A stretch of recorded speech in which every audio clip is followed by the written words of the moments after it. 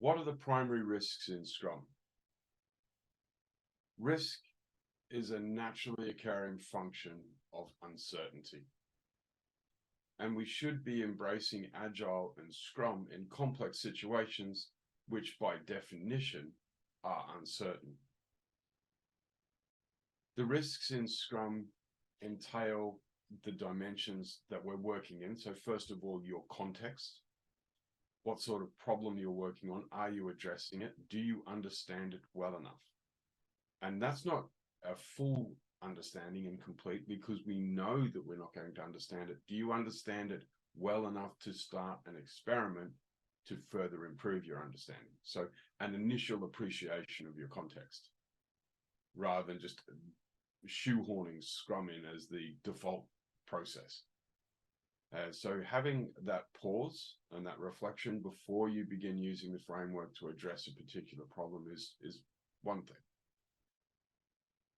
The second issue is systemic. Does your organization understand enough that it will empower you and your team to get on and solve the problem? Is your organization receptive to solving the challenges that you will raise and that Scrum will demonstrate are causing you issues?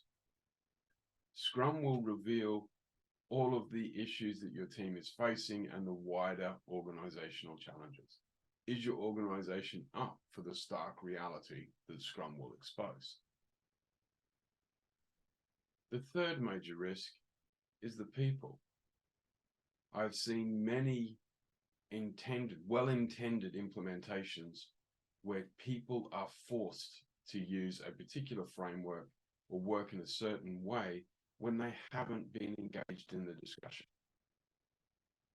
So it is really important that you offer Scrum as well as other options to teams and explain why they need to deliver more quickly and what the business benefit is. Now, if there are people who are absolutely resistant to the change, they would need to be supported and counseled. That's counseled, not cancelled.